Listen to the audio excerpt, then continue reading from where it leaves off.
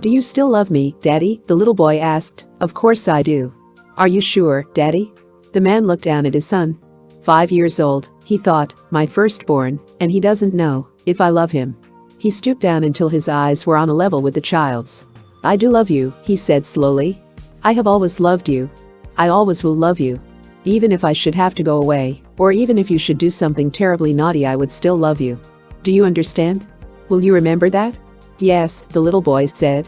Then, with lowered eyes, he added, "But I am naughty.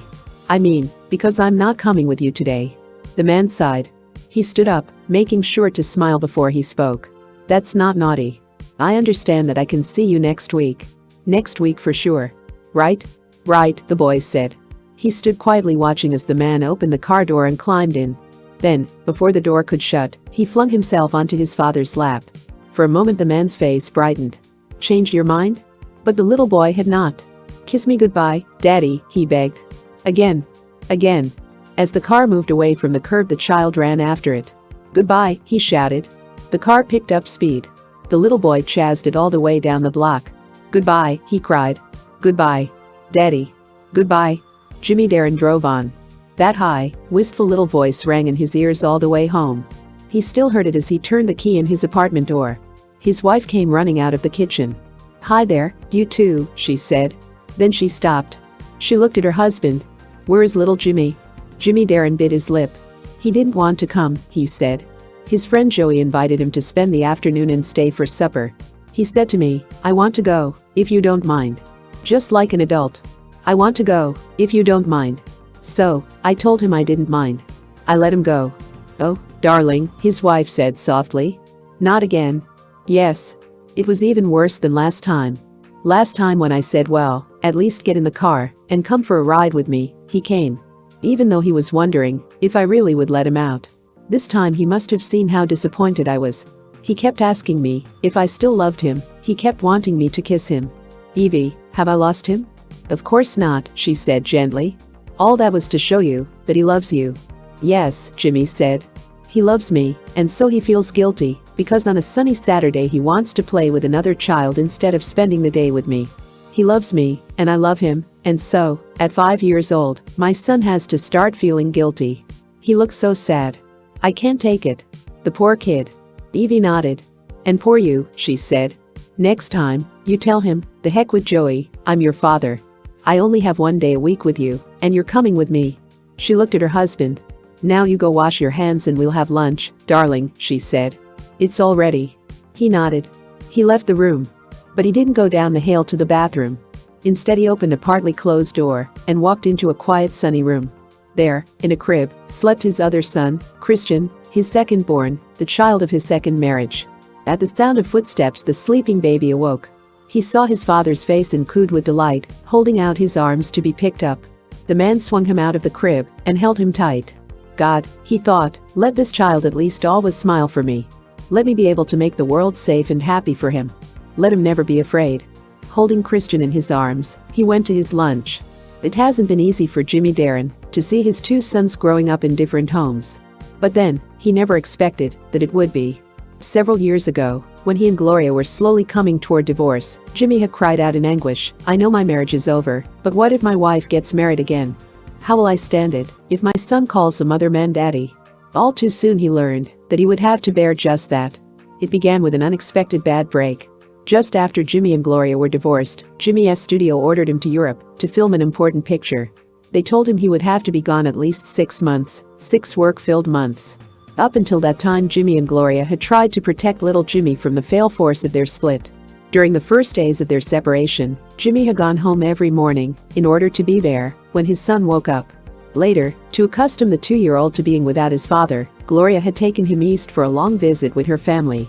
But he knew that even if Gloria reminded little Jimmy about his father every day, that he was in Europe, showed him his picture, read him his letters, daddy would soon become a meaningless word. And it wasn't even likely that Gloria would be doing that. She would be trying to forget, not remember. She would want to build a new life for herself, not live in the ashes of an old, discarded one. And this was easily understandable. Gloria would remarry, and her life would go on. And little Jimmy would have a brand new daddy. It was a dismal situation, but Jimmy tried to look at the bright side.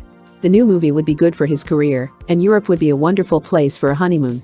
He was engaged to Evy Norlund then, and decided to marry her in New York before leaving. That way they could go together, and he would be able to meet her family in Denmark. He knew that she was thrilled about their plans, and he didn't want to spoil her pleasure, but he had to talk to her. He had to tell her what was troubling him so deeply. He had to explain about his son. Evie, he's going to forget me. Little Jimmy's going to forget me. He's so young, how can he remember me if I'm gone all that time? And when I come back I'll be just some friendly stranger who visits him once a week.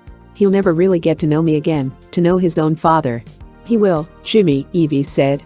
Even though a child forgets, a little memory always remains. It will awaken when you return. He will still be your son. She smiled at him sadly. And Jimmy, there is nothing you can do about it. You have to make the picture. He went, of course, and Evie went with him. When he got there, he worked hard. He spent his free time with Evie and her family. He became very sure of his future with her. They made plans for their return to the United States. But even in the excitement of planning a new life, he did not forget his son. At toy stores in a dozen cities he carefully chose gifts, reminding himself each time that little Jimmy was growing older and maybe lonelier month by month. The toys would bring him joy. Finally it was over. He had been away not for 6 months, but for 9 months. When his plane landed in New York, the first thing he did was find a telephone booth and break a $10 bill into a vast assortment of quarters and nickels and dimes. He placed a person-to-person call to Jimmy Darren Jr. in Los Angeles. "Hello, Jimmy," he said. "This is Daddy. I'm in New York."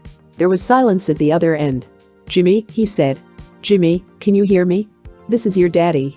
"Who?" the little boy said. "Daddy." Jimmy repeated patiently, making his voice as loud and clear as possible. "This is your daddy." The child's voice was baffled now. "Daddy, Daddy, Daddy who?" Jimmy laughed. It was a game, obviously. He turned to smile at Evie's anxious face, watching him through the glass door. "Daddy Jimmy," he said, playing along with the game. There was a long silence. Then Jimmy Darren heard his son's voice, raised in bewilderment, speaking to his mother. "Hey, Mommy," little Jimmy demanded. "Do I have another daddy?" In the hot, cramped phone booth Jimmy Darren's heart missed a beat. Another daddy. As clearly as if he had spoken them aloud, he heard the words from the past. "How will I stand it if my son calls some other man daddy?" "Stop it," he told himself sternly. "You should have expected it. You knew Gloria was getting married." He leaned his head against the glass. He told himself to grow up. He told himself to be glad for his son's sake, that instead of grieving over an absent father, the child had found comfort in a new one. He tried to calm himself, but when he emerged from the booth, he couldn't keep his voice from trembling, his hands from shaking. "Evie, Evie, have I lost my son?" Despite her warm assurances, he was to ask that question many times more. But happily, when he returned to California, his reunion with little Jimmy was a success, the child now manfully boasting that he did too remember Daddy Jimmy. But there were so many ways in which Gloria's new husband, Barry, had replaced him as a father. There was the day the two Jimmys went walking together, and little Jimmy pointed to a cross-topped building and remarked, "That's a church." "Yes, it is," Jimmy agreed. Then he took the opportunity to ask the question that had been bothering him for weeks. "Jimmy, do you ever go to church?" He wasn't sure what answer he was expecting.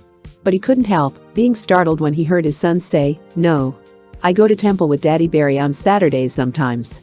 Talking it over with Evie later, Jimmy said, "It isn't that I mind. As long as he has some faith, some religion, I don't mind that it's Jewish instead of Catholic. After all, Gloria is Jewish, and so is Barry, and so it's natural, it's probably better that little Jimmy is brought up in their faith." But what, darling?"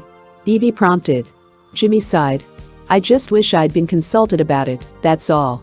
When Evie gave birth to Christian, Jimmy was jubilant. And, happily, little Jimmy's reaction to his new half-brother didn't pose a problem. From the first time he was brought over to see Christian, he was fascinated with him. Before the baby could hold a toy, little Jimmy had brought him a dozen of his own.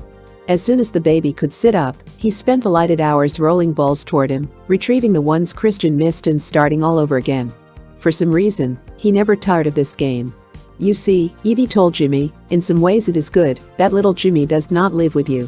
He is not jealous. He doesn't feel that Christian is a threat to him." That set his mind somewhat at ease about little Jimmy. But what about Christian? Christian must never go through what little Jimmy suffered. He must never feel deserted. Jimmy felt so strongly about this, he had trouble letting the baby out of his sight even for a few hours, to go to the studio, to go for a drive, even to go to the store. When Christian was 3 months old, Jimmy had to go east on a business trip. Even though their friends and doctors assured them that Christian wouldn't even notice they were gone, if he were left in competent hands, Jimmy couldn't do it. Instead, he and Evie bundled Christian onto a cross-country train. For 2 days and 3 nights they huddled in a compartment with him, struggling to get bottles warmed and food prepared, nervously tucking him into a berth at night, spending a 3-hour stopover in a Chicago hotel room. They finally arrived at their destination exhausted. "But if we had left him, and he didn't know me when we got back," Jimmy said, like little Jimmy. And Evie, understanding, nodded her head. Then, gradually, Jimmy began to relax. It became easier for him to accept the realities of his very complex relationships with both his children, both his loves. One day he delightedly discovered that little Jimmy had amassed a complete collection of his recordings and played them at home on his junior-sized jukebox. "Do you see," Evie told him, "even when you're not with him, he thinks of you and hears your voice." Today there are still problems for Jimmy Darren. Doubtless there always will be. He will probably always feel the bitter sweetness of joy and sorrow when he hears little Jimmy telling a total stranger that he is so lucky to have 2 daddies. But he no longer feels the need to ask constantly, "Evie, have I lost a son?" He knows now that human relationships do not necessarily depend on the number of hours spent together. And he knows that he need not struggle to hold his firstborn son, because the tie that binds them cannot be broken. It adapts to all situations, changing and changeless. It is love. Photoplay magazine, April 1962.